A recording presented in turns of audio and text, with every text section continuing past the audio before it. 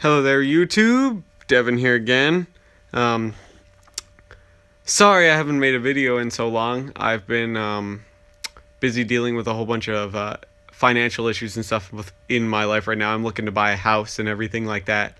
So I've just been really busy trying to deal with all that stuff and everything. So just trying to figure out what I can afford as far as a house goes, and if I'd like to buy a larger house and rent out some rooms and shit to people and everything like that. But yada yada, you guys don't care about stuff like that. So but just trying to give you an explanation as to why the videos have been so rare here so far and few between. So but this one's going to be an airsoft video, and it's going to cover like the major vests I normally run, the body armor. Now all these are actually real steel body armor. They all actually have Kevlar panels and everything in them. They're not all of them I like to use, but these are the ones I definitely use the most often. A lot of you guys really tend to like the airsoft videos and everything like that. There's a couple of you who don't like them, and I understand that. Not everyone's into airsoft, but there's lots of people out there that are. So just be respectful about what people like and everything like that. So but we'll get into it right now. Now this is a Canadian pasgt, and I use this for a lot of older impersonations and everything like that, because it is an older vest. This vest is from like the mid 80s. So these were all made in the United States for Canada, actually. They're a little bit, this is size medium. I actually have two of these. This one is actually, they're a little bit longer on average than the US pasgt vests are, and of course they're not in woodland. All the US pasgt vests were made in the woodland pattern, whereas these were made in Canadian mass green. They have spots for the pattern 82 web gear, drainage holes. They're made out of a much coarser nylon than the US ones are. They have bigger pockets on them, Canadian style buttons, epaulette spots. They're just like most pasgts where they open up here in the front. They have a big storm flap cover. They're all Velcro. Everything's held in place with snaps and elastic. The sides have two big bands of elastic, each side does. The shoulder pads are attached with elastic both in the front and in the back. It has a pretty tall collar on it. It has a hanging hook, loop on it, sorry, not hook. These have shoulder pads for your rifle to dampen recoil. These are a lot stiffer than the US pasgt vest too. As you can see, most American pasgts would be slumping over in this position, whereas this one is able to, if I turn it here on its side, it stands up pretty straight. They're a little bit stiffer than the US ones, which I kind of like, actually. They're a little bit longer too. This is what I will use for most of my historical impersonations and everything like that, because it's in a really common color that matches a lot of historical camouflages and everything like that. You could pass it off as a US pasgt if you had to. It'll take a US pasgt cover. If you wanted to use it for another impersonation, you could put a DCU cover over this, or a 6-color desert cover, or anything like that. You could throw over this, it'll still work relatively close. So once again, it's Canadian pasgt. This also has a video of its own if you want to learn more about the history and everything like that. It's in my military equipment playlist. So we'll wrap this one up here because I don't want this video to be too long. So we'll move right on to the next vest here. And the next vest is one that I use quite commonly. It's not from any specific country, and no country mass fields these or anything like that. This is a Bees Combat System aftermarket vest. I have the Russian flag on it right now, but I use this for a lot of modern impersonations, or countries I can't get body armor from, or countries that I do have body armor from that I just don't want to damage the original body armor because it's so expensive to get over here. So like I have a Russian 6B27 vest, and that is ungodly expensive to get over here. It's a very sleek vest. I run most of my vests pretty sleek. I don't normally like vests that have tons of moly on them where I stick all my pouches and everything. I'm fine if there is moly on the vest and everything, but I like to run a plate, chest rig over my vest that I can detach, because where I live,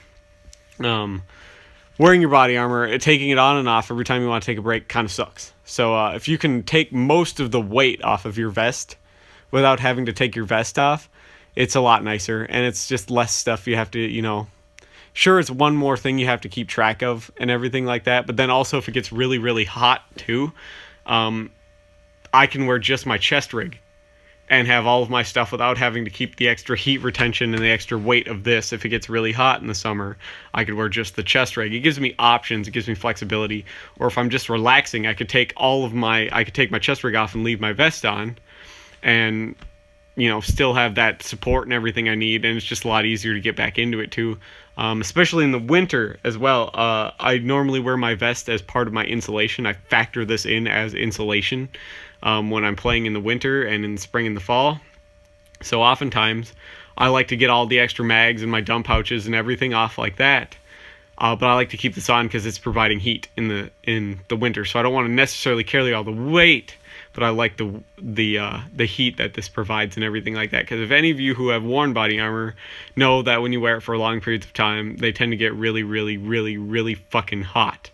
So, this is made by Bees Combat Systems, and it's in Ranger Green. It has dark earth buckles and straps on it.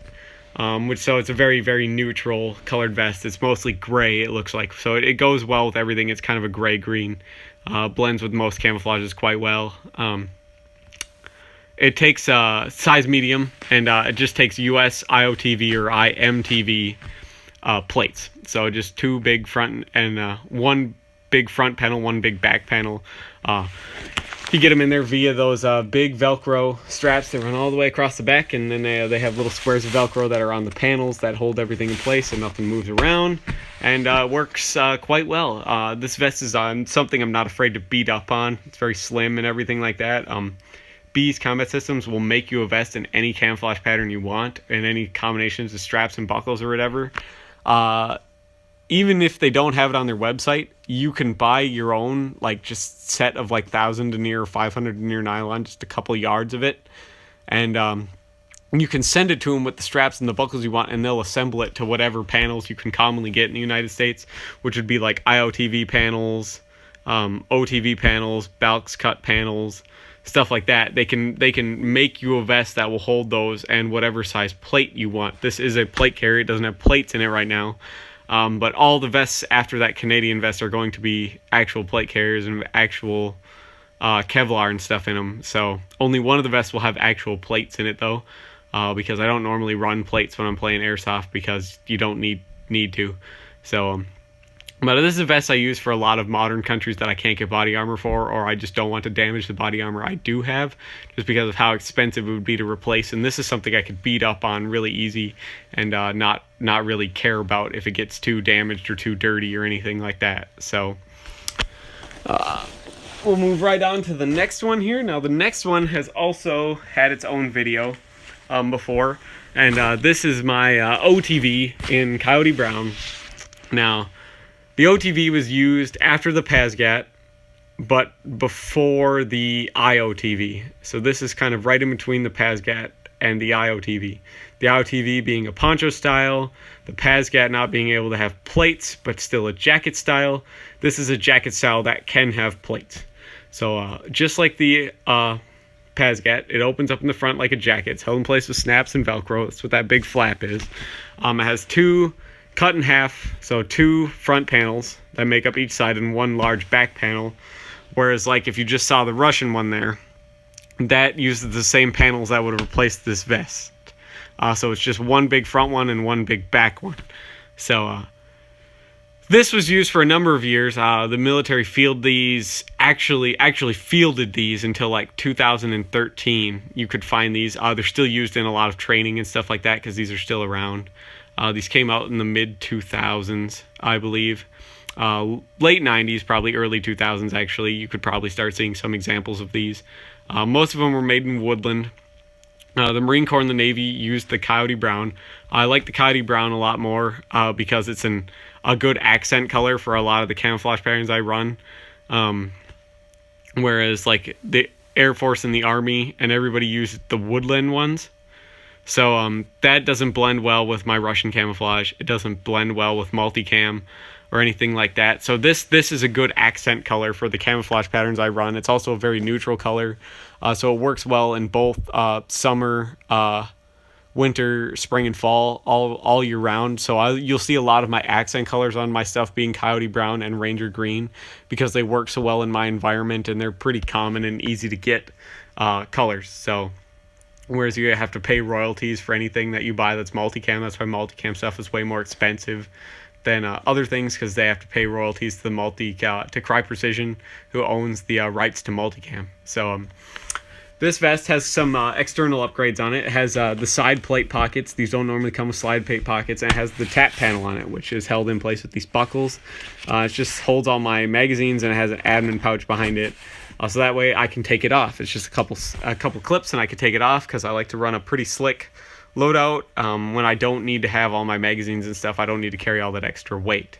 So if you want to see more on this vest, feel free to go over to my military equipment playlist, and there's a full history on this vest in there. So the next one we're going to get into is probably my most complicated vest. It's also probably my most expensive.